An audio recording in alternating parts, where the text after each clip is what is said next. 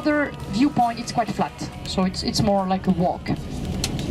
Now you can see the other bus. So that's where the driver, oh, by the way, the driver is called Osbjorn. Really nice driver. He's going to drop us here. We have a big waterfall here. That you will see it for the bridge. If you want, you can take a picture, but be careful for the cars. Huge waterfall is called Grindalselva, and that's not the waterfall we will see. The waterfall we will see is another one. Okay, so the first part is just.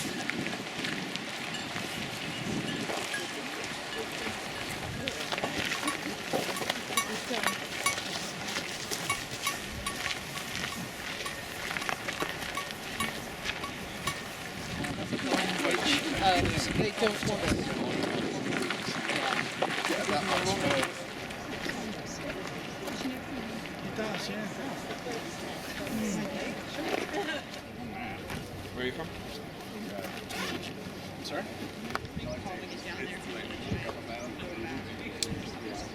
Yeah.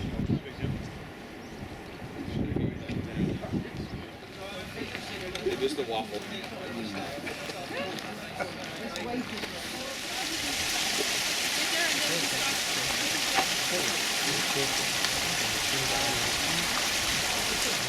There is a fence because sometimes there are goats and other sheep there, so that's why we have to close it. But we won't have time. 4 o'clock. No, we leave at 8. Impossible. Well, Okay, so maybe we you have have plenty time of room at our house as well. Not very inviting. No, the road up there is closed, and anyway, you don't see anything because it's under the clouds. But I think it's going to be open in a couple of days. Yes, I think so.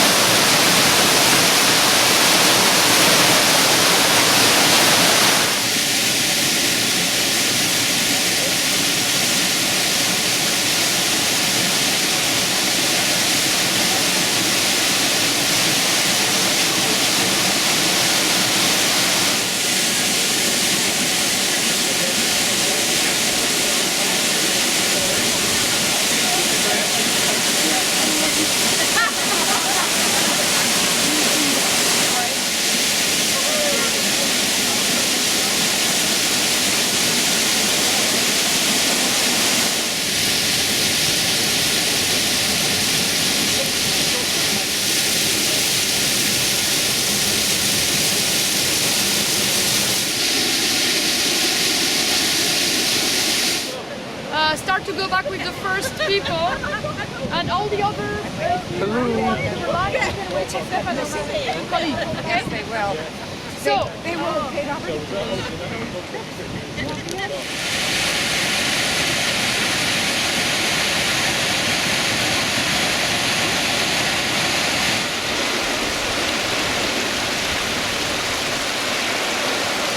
everybody's cameras.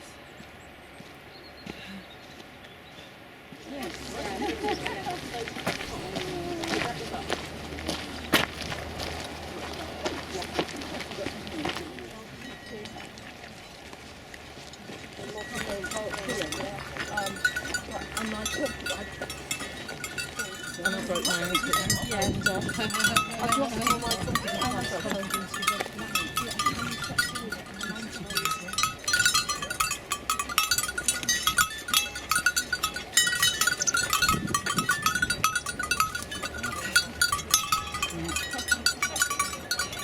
Time to let you go, Dad.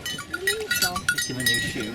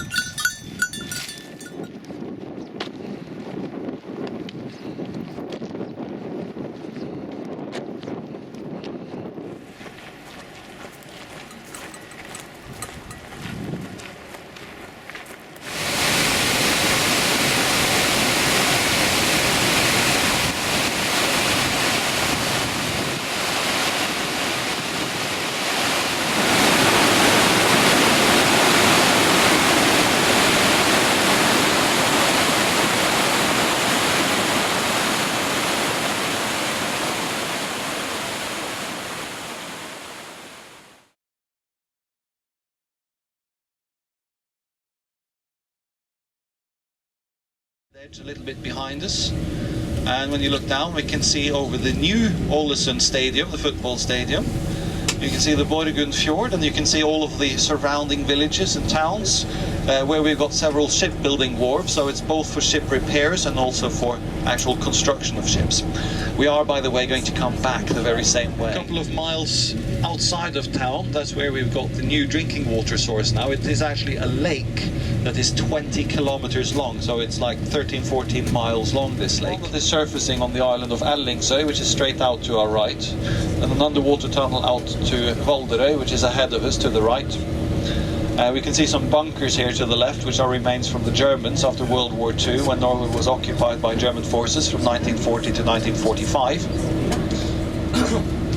We still have Valderøy out to the right, with a small bridge leading over to the flat island of Giske, and all the way at the far end is the island of Godøy.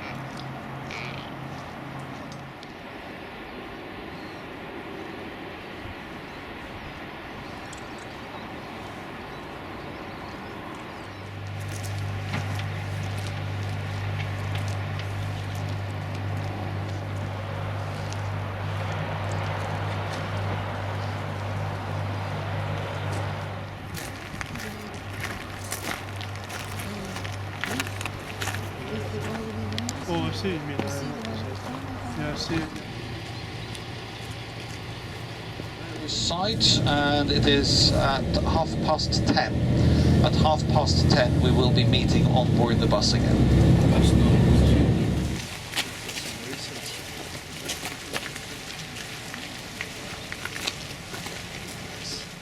And of course from here, just behind you, you've got the wonderful view and the wonderful photo opportunity of, again, lots of the wood carvings that you see outside of the Borgund Church as well. It's a lot of work to put them up because every single one of those stones would normally be resting on 3 slats.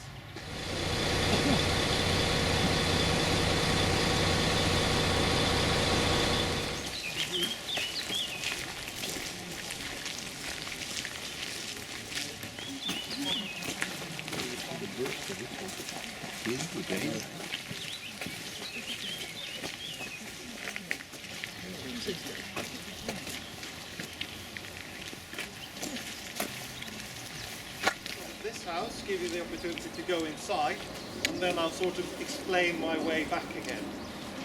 And then we're going to come down by the waterfront and then finish with the actual city. And it's got lots of good properties to it, but however it doesn't have any weight. So if you didn't weigh it down with something, it would just blow away.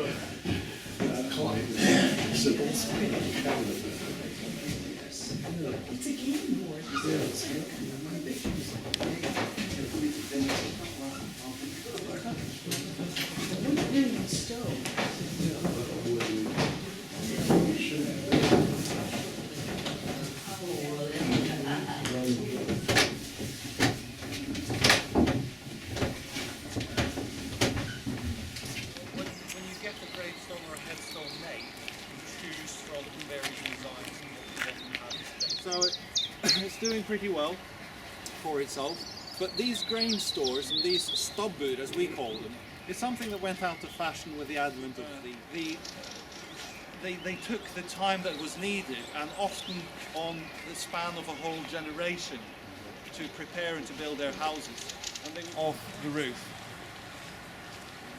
This house as well has got some interest to it because, like so many of the other houses, and of course you can see here, they didn't use Roman numerals, but this one here quite clearly with the number 1. You've got number 2, number 3, number 4, number 5, just with 5 I's instead of the V. And then you've got 6.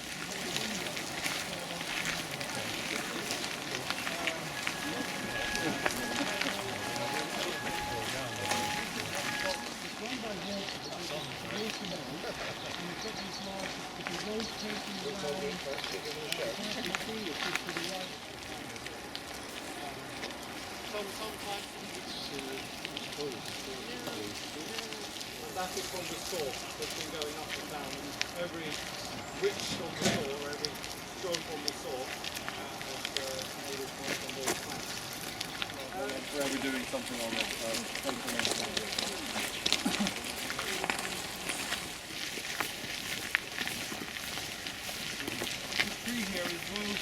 King became a Christian. He was killed at the Battle of Stiklestad by Trondheim, so we're counting the year 1000.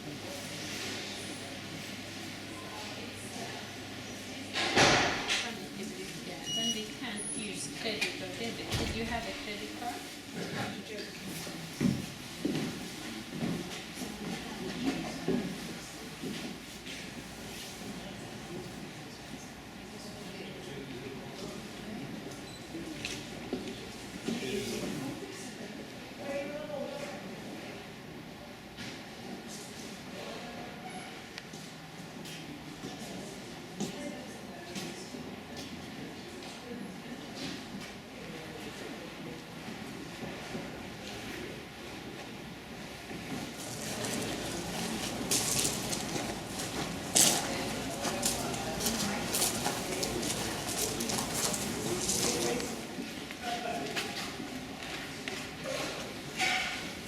Coming back on to the island of Norway, and you can see some of the collections of bolts as well that the museum have.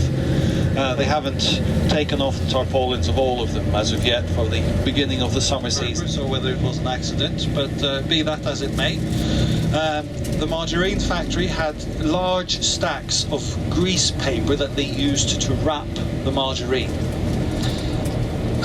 And this was a stormy night, a windy night, and when the fire started in this margarine factory, what actually happened was that the grease paper was taken by the wind after it had been caught on fire. So if we keep looking out now, we've got the pink building to our right already. If you keep looking to the right, in front of us here now, you can quite clearly see the flame on the stone here to our right. We're just coming past it here now. Marble has been built and been used in the building of the houses, and look at the colours. We got the beautiful green and beige house here, we got the two-tone grey house, and most of the houses would be 3 floors. Every floor would have a different style of framing around the windows. You can see that down here as well. All windows, every floor has got a different style. Some of them are only slightly different, and some of them are really different. Over the entrance, and you can see the Germanic-looking goddess that is the guardian of the hotel. Even the entrance part is very nice. On the inside, we got modern hotel rooms. Look down to the left as well to see the little pavilion, and that is the King's Street there, which is the main pedestrian area of the town, where you find several supermarkets, restaurants, as we look down to the right and also up to the left here.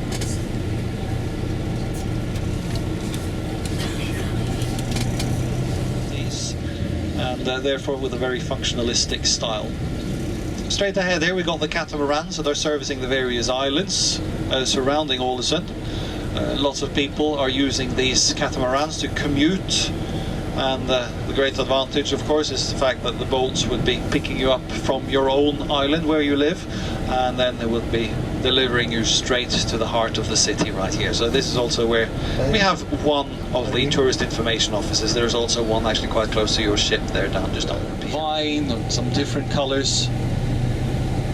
So Alesund is a place where it's well worth to put your nose up a bit and raise your gaze a little. Some contrasts here, again for the last time now, crossing over Sound of Eels, coming past the Workers' Union, which was like a social house and a tea house.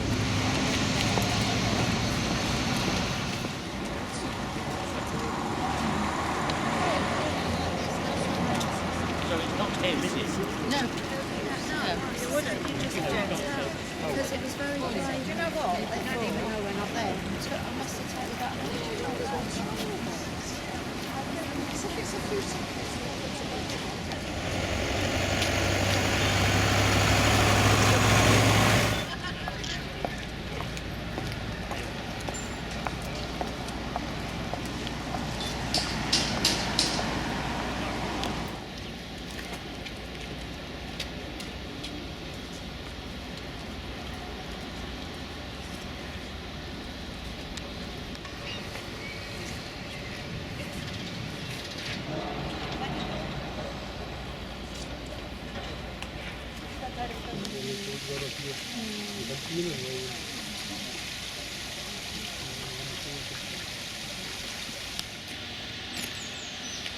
Whose obelisk is this